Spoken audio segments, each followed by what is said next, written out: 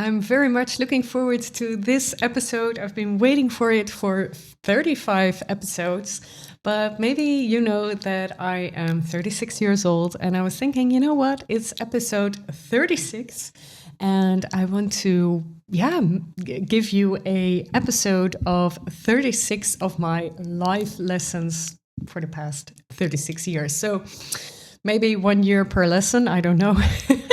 But I hope you enjoy today's episode with my 36 life lessons.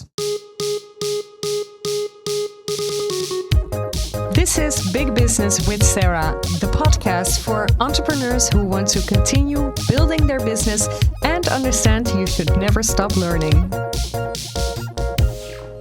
I think it's so great. One of the things that the perks of becoming older is that there's so much that you can still learn, and there's so much that, so much knowledge under my belt, also some kilos. But you know what? It's just so great. I really enjoy, being a grown up and, having learned so much throughout the years. Actually, in my learning curve, I would say for the past 2.5 years, I've learned so much more than, for example, the past 10 years. It's really interesting because I decided to really invest in my knowledge, in my skills and everything, and mindset. So, I want to share with you my 36 life lessons, and let's begin with number 1. Actually, it would be really great if this podcast episode turned out to be 36 minutes, right? So let's see if I can manage, but maybe I'm very, very quickly. I never know from the beginning. So the first life lesson that I have for you is 1.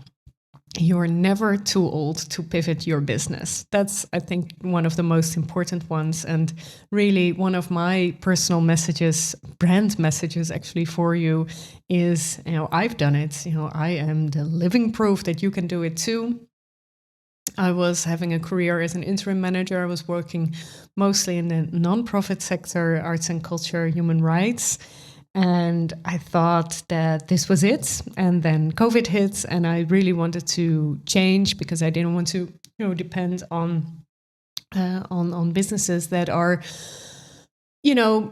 I understand that I didn't get any freelance jobs anymore, obviously, because everything was closed and, it was a very uncertain time. But that's really a realization that I thought, you know what, it's fine. I'm not blaming anyone. It's really just about I should have a solid business model. So if you feel that too, remember that it's never too late to pivot your business. And I'm 36 now, but I'm also helping clients in their 40s.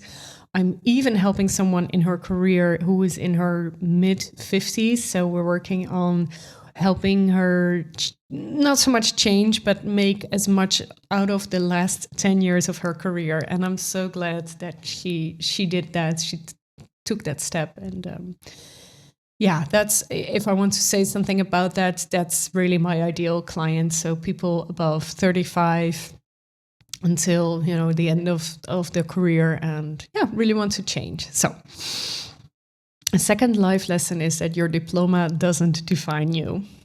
So in the Netherlands, if you're 12 years old, you're kind of being pushed into a level that, the one test believes that you should be in. Of course, your teachers have something to say about that too.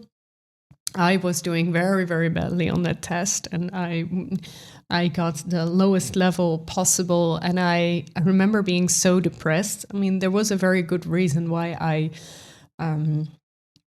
didn't do that test very well. It's a very personal reason, so I'm not feeling ready to share with you.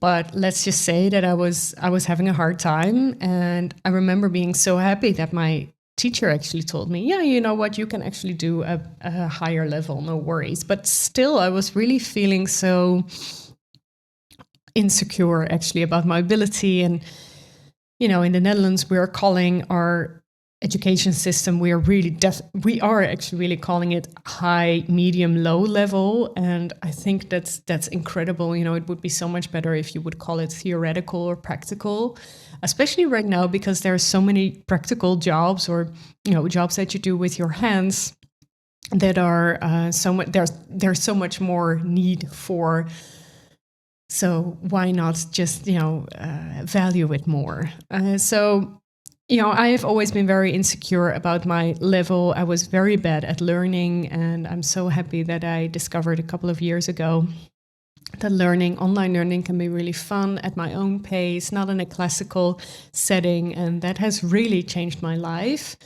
If you have to hear this, if you're not very happy with the diploma that you have, don't let that stop you, please, because it didn't stop me. And if I can do it, with, my intelligence, as far as, intelligence goes, you can do it too. No worries.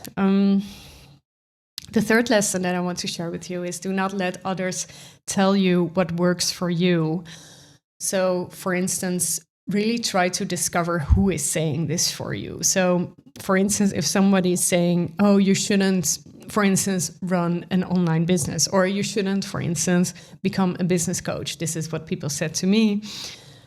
I would always really, really care about what people said to me. And actually, there is something new that I'm reading everywhere online. So this is not very much a new advice, but it's really one of my life lessons, is that who is telling me this? Is the person telling me this having the life I desire? And you know what? Most of the time they don't. So for me, it was very, very easy, actually, once I had applied that rule, to not care too much about what other people are saying to me or what advice they're giving me. I'm not saying that you shouldn't listen to anyone anymore. I'm just saying to you, choose your battles or your insecurity, actually. Yeah. So the fourth lesson is do not be afraid to ask for help. So last week I was hosting my Big Business, Big Life program again. It's a lovely three-day workshop. I will run it again in November. But it was last week, and one of my coachees, she told me, I don't know exactly how we got there, but she said to me, yes, I have some sleeping problems, or I didn't sleep very well for the past couple of days. And then I told her, and what have you tried? I asked her, and yeah, some things, but just sometimes it doesn't matter. And you know what? It doesn't really matter too much because, it's just a couple of days that I'm not feeling very well. And when she was saying this, I was a little bit, I was thinking, okay, I should be a good coach and I should tell her and help her that she can actually ask for help. So maybe go to her doctor and ask, if there is a small program that she can participate in to, not have those sleeping problems anymore, because she was making the sleeping problems much smaller, but actually they are really influencing her workday and her productivity. So why not, have yourself, take yourself seriously, take your problems seriously, and ask for help. So the fifth lesson that I want to share with you, and this took a while for me to understand this, is to never create before you have sold something. So I've learned this 1 or 2 years back, and it has helped me a lot. And the thing with this is so that you should never really start. So for instance, creating a course or writing a book, or maybe in an artistic process, this is different, by the way, but maybe you can also try this as an artist, or maybe you want to create some software, or maybe you want to create, I don't know, a SaaS business, or some sort of, maybe you want to have a side hustle. And, the thing that really will help you is to sell it before you create it, because that's a great motivator to actually do it. Because, for instance, when I'm creating my courses, I'm always, saying, yeah, it's coming. And then actually it's there. So my first Big Business, Big Life workshop was in May. And I remember actually creating it, it was a 3-day workshop at 5 p.m. Every day of that week I was creating that. And it was so stressful. But in the end, it turned out to be a great workshop. And I'm, rehosting it, every once in a while. So, that pressure cooker really works for me. But also, if you're the same as me, do it. But if you're not the same as me, it's always better to have already sold maybe to a couple of people, so that you know that it's actually that it will be something kind of a proof of concept, and then you can still test and see if it's good and then tweak it from there. The sixth tip I want to give to you is, or sixth life lesson I want to share with you, is to talk and listen to your ideal client a lot. In the previous episode, the sales episode, I spoke about this, that I even though I've pivoted my business, I kind of forgot to talk to my ideal clients. And actually talking to your clients, and maybe also existing clients, of course, but also possible clients, it really helps you understand what they need and make your products and your marketing even better. So yeah, just don't be afraid. Have that conversation. Don't be shy. You deserve it. Put yourself out there. So the seventh life lesson that I want to share with you is to break with existing structures, and you can actually disrupt the world in your, by yourself. And the world that you're talking about could be a small, just your world, or the entire world, or maybe your, just Europe or North America. But so often, and I've also had this a lot, as you know, I'm an activist in many shapes and forms. So I would really call myself a feminist, and I really believe in equal rights in the LGBTQI department. But if you believe that you can't really change the world, yes, then it will never happen. So really try to see, what is the structure of, for instance, politics. It's a very male-led institution still. And so what can you do to disrupt that? I strongly believe that you shouldn't act like a man to be there to be a part of that. For this whole theory, you can listen to my feminism podcast, this 3 or 4 episodes ago. But, really, try to see how you can disrupt the world. My 8th life lesson that I want to give to you is take radical responsibility for your life and business and for the people around you. So I know that there are existing, what I said in life lesson number 7 is, there are existing structures that really, are not helping people, and you can, that can be very annoying. Of course, you can complain about this, but if it's really, really bugging you, then I would suggest to take radical responsibility for your problem. This doesn't apply to everything and everyone. So if you are being, if you're living in a country in which your rights aren't set yet, or I'm not talking about that, or if you're in a country where there's war, or if there's extreme poverty, or when you're if you're very chronically ill, yes, of course, that's the exception. And I'm not saying that it's all you have asked for this, and or if you, I don't know, if you have a trauma or anything. I'm not saying so much that it is all your own fault and that you attracted it. That would be insane if I would say that.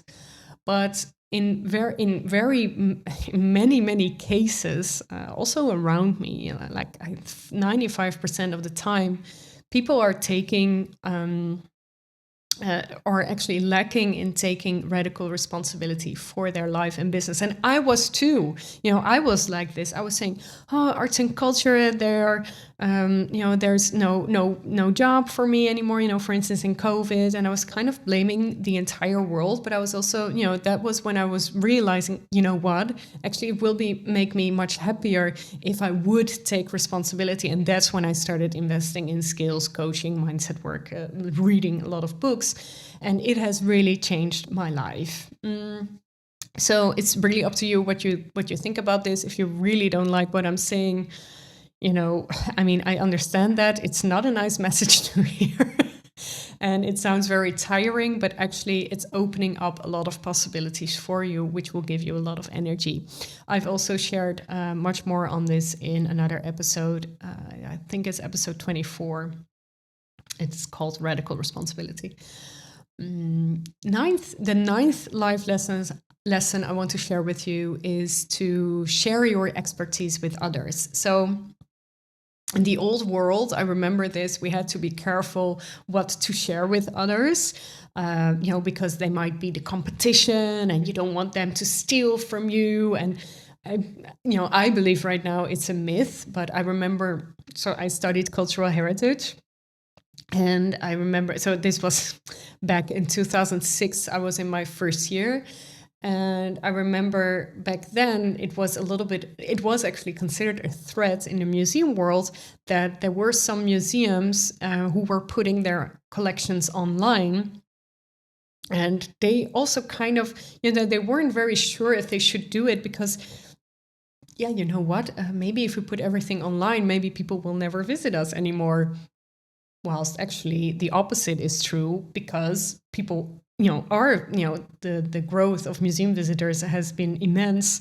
A little bit less, of course, because of COVID, but for the, before COVID, the past 10 years, 15 years, it has been immense. Also because museums were so digitally forward. And I always like this anecdote so much because it's so easy to imagine.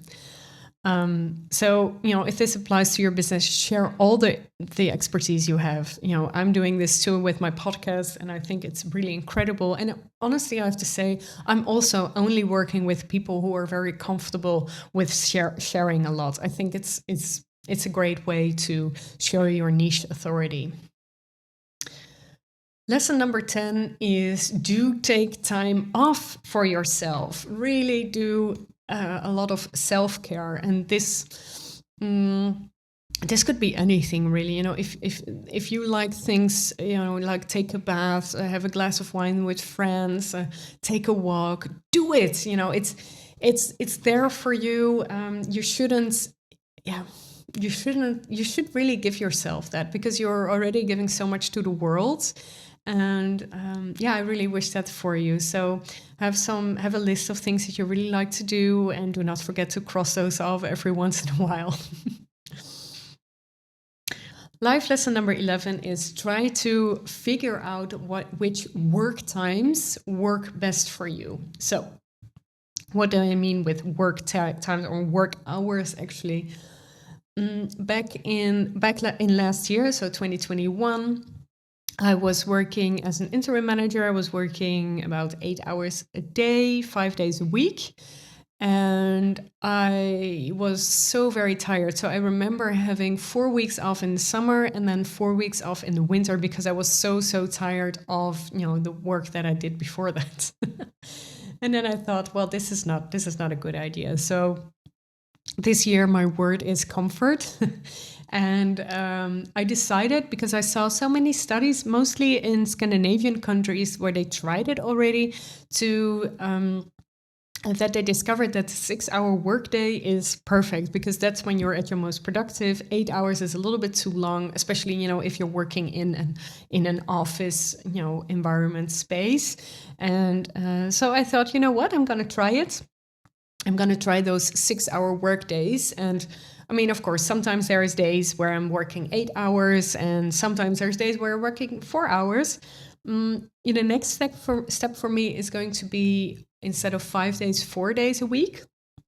There's something stopping me right there, but I think I can really manage to reach my goals within those hours. So right now I'm working 30 hours a week, and I want to go back for 24 hours a week. I think that's crazy. And maybe you're thinking, why? You are a part-timer. Why should you do that? And maybe you really don't like that. But yeah, I mean, that's, how my business is thriving. And if I'm happy with what I do, and then I can also be the best coach for my clients. Life lesson number 12, and this is a big one. No one cares about you as much as you think. Oh my! I mean, I could write. I think I'm not gonna show you my diaries, but I have shared. I mean, I've written down so often, about people, what they would think about me, and actually they don't care. You're the only one who really cares, and Of course, there's people gossiping, and I think you shouldn't do that. And if people gossip about other people, they will probably gossip about you too. I mean, it's up to you who your friends are, obviously, but don't worry too much. Don't worry too much about your output. Don't worry too much about what you're putting into the world. It's all fine. It doesn't have to be perfect, because perfectionism doesn't exist. It's really most of the time it's a little bit in your head. And just have fun. Life lesson number 13: try things in life as much as you can. So, for instance, I am now I've started my business actually on Instagram, but right now on LinkedIn, I'm growing so much faster. And for instance, on YouTube, my feminism podcast is doing really, really great. I mean, at this recording, it's at almost 500 plays. And, this is a technique from Grant Cardone. And he is talking about being omnipresent, being everywhere. And, just really try and test, everything, see what works for you. So maybe Instagram isn't the right platform for me, and maybe LinkedIn is more the right platform for me, because I work, preferably with experienced entrepreneurs, and they, might be more active on LinkedIn. I don't know yet. I'm still trying or still testing. And I will also host a podcast episode about LinkedIn and my strategy in a couple of episodes. But, the thing is, you can try, don't be too focused on one strategy or one thing, because if you're spreading those chances, it will be so much easier for you to win. Life lesson number 14 is to have a clear framework or something that people recognize you from or of. So, for instance, this has very much to do with a personal brand. So my personal brand is that I'm helping experienced entrepreneurs. I'm not giving any, BS lessons about, how to create your perfect presentation in Canva or how to write the perfect newsletter. No, I'm actually really helping in my program. I'm helping people really dive deep into, what they can do, what they're worth, what their mindset is, their network, their existing network. And so it's very much about harvesting with what you already have, because that fits my ideal client, and that's what I'm helping them with, and that's a little bit, well, that's not a little bit, that's a part of my personal brand. So what do people recognize you from? Because, you can say that the market is saturated, maybe of online businesses is saturated, but it actually isn't. But it is, it's not very easy to stand out. And I think, as a successful online business owner, you should stand out. And so create something, a framework, or maybe there's someone on LinkedIn and he has a pink flamingo everywhere. And, I know, okay, that's that crazy flamingo guy. I recognize him from that. Or there's someone else on LinkedIn. He's, using, everything with purple, and it's a beautiful purple color, and everything is purple, purple, purple. So, it could be anything. Could be a color, could be, a framework, could be an emoji with that flamingo. But, try to make that up and try to think about what your experience is and has been, and what you can bring to the world. Life lesson number 15: stop working with clients who treat and pay you badly. And I don't know what this is. And this actually, the same goes, if you're listening to this and you're not owning a business, but you're working, for an employer. People are so, and I'm the same, are so, how do you say it, loyal to their clients, to their employers, whilst actually, the clients can just easily walk out, or the employers can, well, not very easily fire you, but they can fire you if they have a good reason. And try to eliminate, all the bad things out of your life. And this also has a lot to do with radical responsibility. It's very easy to complain about your boss or one of your clients, but you can also do something about it. And I know that this doesn't go for everyone. Again, you understand what I'm saying here, but yeah, stop working with clients who treat and pay you badly. And don't be afraid to raise your prices. There's also one episode coming, but it's going to be quite some weeks that's coming, but also how to raise your price and talk to your clients about that. So prices. So yeah, please let me know if you know what your questions are. You can send me a message on Instagram or LinkedIn if you have some questions about that. So life lesson number 16, if you're feeling signs of burnout, it probably is a burnout. My personal experience with a burnout was horrible. It was a couple of years ago. I was working for an employer, and I mean, it was incredible. You know, I was suggesting so many things, and it was. I don't know. I was just feeling very, I'm not going to explain everything, but I was just feeling very frustrated. And it was funny because right before I had my burnout, and I just looked it up on Google, I got shingles. So those were like red spots in my I think it was a little bit in my hip area or a little bit more in my waist. And it hurt so much. It really felt like there were big needles inside of in my skin, and I actually just wanted to scrub it off, but that hurt even more. So it was terrible. I mean, I couldn't.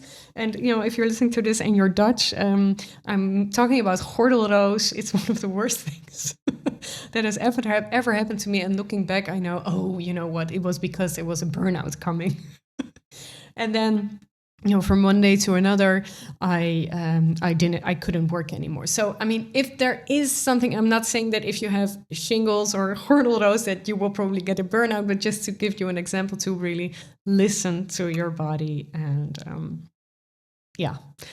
really avoid at all times. Well, I mean, it's because of that burnout that I started my full-time business, because it was then and there that I decided that I didn't want that to happen anymore. And there were more positive reasons why I wanted to start my own business, but or full time, because I already was running a part-time business. But you know what I mean. Life lesson number 17 is try to talk to 10 new people every day. It makes your vision so much broader. It helps you from being stuck. And whether it's people that are potential clients or maybe even not, you know, just people, you know, around you, and try to get to know new people, you know, every day. And, you know, these can be on work days or in the weekends, whatever you want. But, you know, try to have, you know, an abundance mindset in the people that you meet, and, you know, you will get new insights maybe. Life lesson number 18 is take enough exercise. So I like to take 5,000 till 10,000 steps each day. And I mean, that's really been a game changer for me. And right now it is like, you know, if I haven't had my steps, I'm a little bit annoyed. So I would go, you know, for instance, this morning I didn't take my steps because I really wanted to record this podcast. But, you know, yeah, I think that's really important to me. And also, you know, something that what I loved to do, you know, when I was younger was to dance. And so for that, I created a playlist that I can really dance on. It's you can also listen to it on Spotify. It's the Become Big playlist. And yeah, I just love dancing on that. Or have a workout or anything that works for you. I mean, if it's yoga for you, maybe it's Pilates, but you know, don't give up, and, you know, just try to see, or maybe you like to play tennis, try to see what works for you, because it's so lovely and important. Life lesson number 19 is do your mindset work often. I wrote down every day, but I mean, you know, we're all human, and I'm also not doing them every day, but so a mindset exercise that has really changed my game was writing down what I'm grateful for, because that makes you so much more receptive, you know, for what is more to come. So for things that are to come. And you know, for instance, if you're very grateful with your current, you know, the money that is on your bank account, if you're very grateful for that, then you will be able to receive more. And if you have a very money hating relationship, yeah, well, it's going to be very difficult to attract more money. I believe in that. I know that some people are thinking, ugh, bullshit. I hate affirmations. I hate meditating and thinking that you can, get everything from just some meditation. Of course, it's very much about action. But do the mindset work that works for you. So maybe you just write down, the 3 things that you really want to do, or 3 people that you want to make happy today. I mean, it could be anyone, anything, and anyone. Life lesson number 20 is work on your money mindset. So this is what I just said already. So my relationship with money was really bad. I was thinking very negative thoughts, but now I'm in such a better place because I worked on this, and this really has had to do with being happy with the money that I had. So I already revealed this a few times in this episode, was that COVID really hit me, and well, I mean, I did get COVID, by the way, but it was I think it was March this year, but more financially and business wise. But the lovely thing is, and that I'm so grateful for, is that this inflation plus possible recession that we're currently in isn't affecting me or my business at all, because now I have built a system and that I can really count on, a business that I can count on, and that's really what I wanted for myself and for my business. So, and that's also because I worked on that money mindset. Life lesson number 21, you're not competing with others, you are competing with yourself. And this is quite an old life lesson. And I have to say, I think I'm applying this always. So as you know, I was a gymnast before. I started when I was 8, and I quit when I was 20. And I remember, during competitions, I was always... you're so dependent also, if you would get a first, second, or third prize, or, not a prize at all, you're also very dependent on, how the other competitors are doing.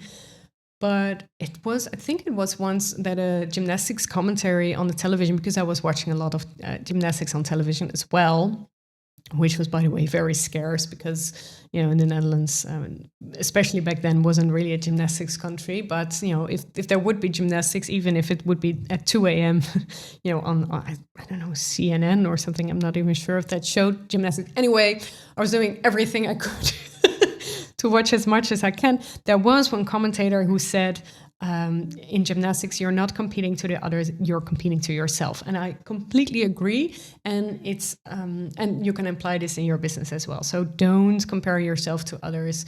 Don't look at others, but just try to be better every day, better than you were yesterday. Life lesson number 22 is working and creating an impact can actually go together, and and making money. I'm doing volunteer work since I'm 12 years old, and I've seen so many organizations from inside out, and and the Netherlands typically is really a country where many people are doing volunteer work, for instance, at sports clubs. So I started, at my gymnastics clubs, I was doing a lot of volunteer work. And that was not just, teaching children how to, do a cartwheel, but it was also, we picked up, how do you say it? I want to say old paper. Like we would do, drive around with a truck, and people would put all their paper and newspapers and carton out, and we would pick that up and just bring it to one container. That was volunteer work I did. I mean, I did so many things. I was a sports coach, and from 16 to 20, I took a college degree in sports education and coaching, and that's where I also get my coaching lessons from. And I was also doing a lot of volunteer work. So there were some areas in my hometown, some neighborhoods that were a bit challenging to grow up in, and then they would have free programs for children to do sports outside, and I love doing that, and that was all volunteer work. But the thing was, and then afterwards I did that as well. It's actually I have still one volunteer job, but I did finish with a lot, because volunteer work can be also very draining, and I think it's also because it's not professional, because there is no exchange of money. It's just you are giving a lot of time, and it, things are not very arranged very well, and that can be very draining, that part. And I'm also teaching my clients that you can still, for instance, work for a good cause, or set up a good cause, or have a part of your business be a good cause, and still make money from it. It's, you don't have to make millions of euros. I mean, maybe you want to, and then invest it maybe somewhere else, or, you should be ethical about this, I believe, but it shouldn't be that, if you're working for a good cause, or for instance, if you're a therapist, whichever kind of therapist, it's okay to ask money for that, and to have a scalable online business. Yeah. Life lesson number 23 is, if your work allows for it, try to fragment reading the news. So I would, I was active in politics until March this year. And I was a little bit, as you call it, a political junkie. So, any news that was there, I was really, I was in different WhatsApp groups, and we were just talking about, everything and the news. And I really loved that, actually, but it was also very reactionary. Sometimes I would actually have some sort of influence, because I was, of course, in politics, but sometimes I would care more about national politics, and I was a local politician, or international politics I found very interesting, or American. But actually reading the news, for instance, every hour can be very draining, and the news is most of the time very negative, and it's very much, not in your circle of influence. It's very much in your circle of concern. And if you've listened to more podcast episodes, of me, that I'm very much against being too much in your circle of concern. So if your work allows for it, if you're working in politics, yes, it's very difficult to not, read the news. But if you're having, I don't know what kind of business, maybe a photography business, you don't have to read the news all the time. It's okay, if somebody's saying, have you heard the news about that you're saying, no, I haven't actually. Could you tell me a little bit more about it? It's fine. It's okay. And a little bit going forward to that is life lesson number 24 is to remove all push notifications from your apps. I love this. My phone is always silent. My husband hates it, by the way, because I'm actually, nobody can ever reach me. I'm also, I also have, on my WhatsApp, people can't see if I read something, those two blue V's that you will see appeared. I don't have that. And, for emergencies, this can be very annoying. But there's always ways to reach me. Actually, probably the best way to reach me is through email, because I'm hardly using my email anymore, and so those notifications are still on. If you're listening to this, now. But please remove them, because it's not serving you. And have some time. So, for instance, at 10, 12, 2, and 4, that you're looking at your notifications, and that's it. Life lesson number 25 is do what you loved as a child. So as a child, I was always writing. I was writing creatively, but I was also writing business plans for the future, writing in my diary. Guess who wrote this episode? I love telling stories, and I was really missing that in my interim management life. And of course, I was writing a lot, for other businesses, but I really like to tell my own stories. So here you are. And I also, I like to talk as well, but yeah. Do what you loved as a child. I also really loved dancing, for instance, or maybe you really liked sketching.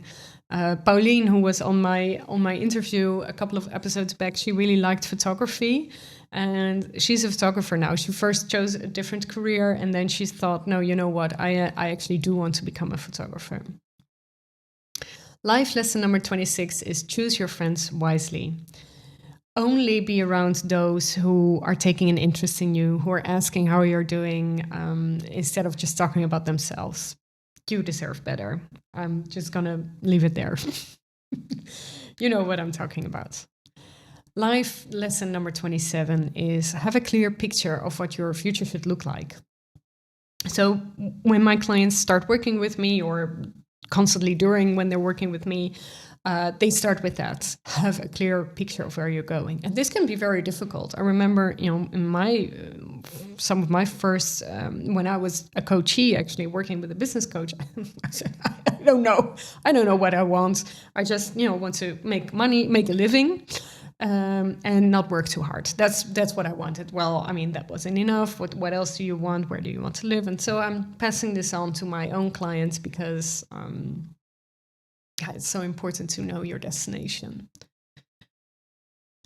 Life lesson 28 is start creating a legacy. Write that book. Create that course. Your thoughts and ideas count. Put yourself out there. I mean, it could be anything, right? It could be write a song. It could be create merchandise that you like. It could be, how do you say it? Recording a podcast. I will actually make a podcast about creating a podcast. That's going to be the next episode, by the way. But you have probably so much to say. You have so much experience. Maybe it's going to be about your personal experience. So, when a couple of years ago, I was thinking about, because my father was an alcoholic, I was thinking about, maybe, creating campaigns or doing things for that. It's just against, obviously alcoholism, because it's really bad. Or really create something that you really like. So, for instance, there is this great book. I think it's called "What Would the Spice Girls Do?" It's by I'm really a little bit.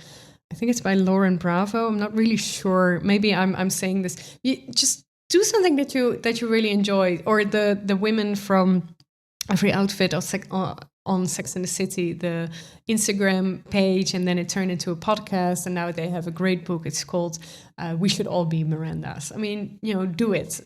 Put yourself out there and share. Life lesson number 29 is fight for a cause you really care about. So donate to a cause, raise funds.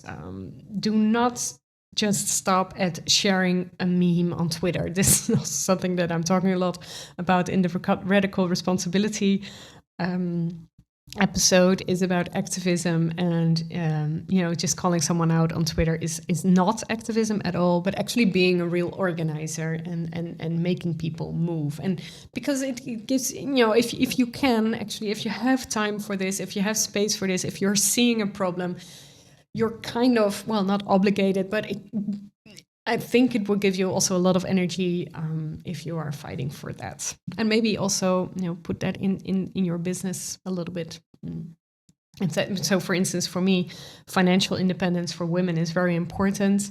And I'm so glad that I get to help so many women to do that right now. Life lesson number 30, we're almost there. Believe in yourself. It took me a while before I realized that I should be proactive and approach other people instead of waiting for them to approach me. So this is about sales, and I made a sales episode in the last one. Maybe you listened to it already, but really being proactive, contact people, and believe in yourself and in your products. I'm talking more about that in that episode, so you can listen to it. Life lesson number 31 is your network is very important. That there are some people who are saying your network is your net worth. Invest in those around you, especially if you're pivoting. So have people, help you get there, spread the word, maybe ask them if they want to do a free training, but really focus on networking, because you need people to run your business and also to have a great life. Life lesson number 32 is treat yourself. 2, a vacation, a great glass of wine, a lovely dinner, someone who helps you in housekeeping. But don't forget, and this is a little bit of a previous lesson, but I really want to emphasize that it's so important to treat yourself because you're worth it. Yeah. Life lesson number 33 is have some hobbies just for fun, not just for making money. So for instance, what I really love to do is to create playlists, all sorts of playlists.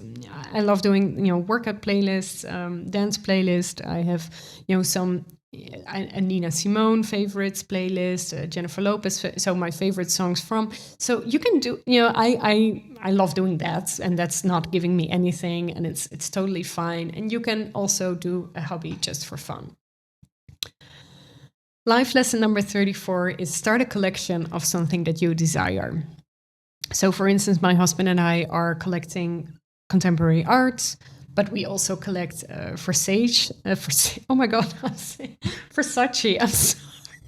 I'm always making this mistake. Versace China. And I'm constantly thinking about buying a Baccarat wine glass just for myself. So that's, it's a beautifully crafted wine glass. So, have some things that you're really paying attention to, and that is really, going to, actually, it's also very much about treating yourself. Life lesson number 35 is to celebrate your wins, but also celebrate absolutely nothing. So yes, of course, you always have to celebrate a new client, a new, a new adventure, a new decision, new life in your life, maybe new friends. But it's also really good to celebrate absolutely nothing, because you don't always have to get the work done before you have to celebrate. And my last lesson I want to share with you is life is really too short to do what you do not like. Reconsider everything in your life. At some point, you don't have to be stuck. Write down, draw a circle with 8 pie, pieces of pie. Write down career, business, finance, fun, friends. Write down 3 things in every category, and just see what you can change or what you're already very happy with. And by practicing that gratitude, by understanding what else you want, and that will make you create a lot out of your life. And I think that last lesson is the most important one, is to realize that life is very, very short. And I don't want to say it could be over whenever, but I mean, enjoy your life and running your business as well, or running your career. Thank you so much for listening to this very elaborative podcast. I'm very sure, let me just check. No, it's not 36 minutes. It's a little bit longer. Thank you so much for listening.